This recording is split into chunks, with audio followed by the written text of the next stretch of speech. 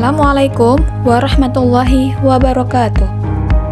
Kami, mahasiswa dari Universitas Islam Negeri Sayyid Ali Rahmatullah Tulungagung, Fakultas Ekonomi dan Bisnis Islam, Prodi Perbankan Syariah, kelas PS3A. Kami akan mempersembahkan video presentasi dari kelompok 7, mata kuliah Pemberdayaan Ekonomi. Selamat menyaksikan. Kami dari kelompok 7 dengan anggota 5 orang, dengan saya, Ella Febrianti, dengan tim 585. Bersama dengan teman-teman saya, yaitu saya Ismail Silviani, tim akhir 2081. saya Alvinda Rahma Uliana, tim akhir 3107. Dan saya Kamara Zahra, tim akhir 3103. Saya Muhammad Al-Farici dengan tim akhir 2086. Kami dari kelompok 7 akan mempresentasikan hasil observasi kelompok kami yang berjudul "Dari Panen ke Pemberdayaan, Pemanfaatan Kebun Belimbing sebagai Aset Ekonomi, Wisata dan Edukasi", yang berada di Desa Tamandalam, Desa Apagereja, Kecamatan Sendempol, Kabupaten Tulungagung. Jadi di sini saya akan mempresentasikan di bagian pembaruan. Jadi perubahan iklim dan tantangan pembangunan berkelanjutan merupakan isu global yang juga berdampak nyata di Indonesia, terutama pada masyarakat pedesaan yang rentan terhadap cuaca ekstrim, penurunan produktivitas pertanian dan kerusakan ekosistem. Sisi lain, desa memiliki berbagai potensi lokal, baik sumber daya alam, sumber daya manusia maupun kearifan lokal yang belum dimanfaatkan secara optimal. Pendekatan aset-based community di pengembangan APBCD hadir sebagai alternatif untuk mempertahankan pemanfaatan aset yang telah dimiliki masyarakat sebagai dasar pemberdayaan ekonomi yang berkelanjutan dan berbasis nilai lokal. Jadi penugasan ini bertujuan untuk merancang model budaya ekonomi masyarakat berbasis aset lokal maupun penerapan ABCD yang selaras dengan prinsip Sustainable Development Goals atau SDGs. Melalui observasi lapangan diharapkan dapat mengidentifikasikan potensi untuk komunitas serta dirumuskan strategi pemberdayaan yang mampu meningkatkan kesejahteraan ekonomi, menjaga kelestarian lingkungan dan mewujudkan keadilan sosial. Baik, di sini saya akan membahas hasil observasi atau temuan.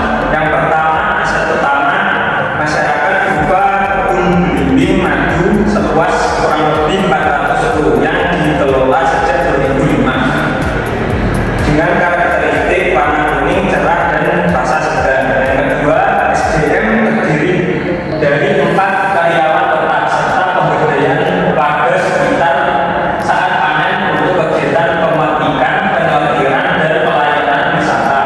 Yang ketiga, terjalin kerjasama sosial antara pemilik kebun dan masyarakat, terutama pada kegiatan panen dan penyediaan konsumsi bagi pengunjung. Selanjutnya,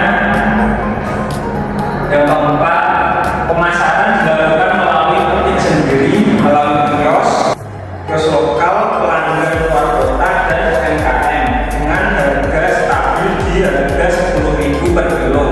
Produk turunan seperti jus belimbing telah dikembangkan yang buah jagung dimanfaatkan untuk pakan dan pupuk organik.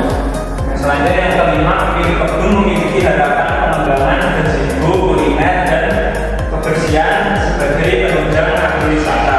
Dan terakhir, temuan ini menunjukkan bahwa desa memiliki potensi yang sangat kuat menjadikan desa wisata berbasis masyarakat. Selanjutnya ada pembahasan atau rancangan model. Kebun belimbing memiliki potensi ekonomi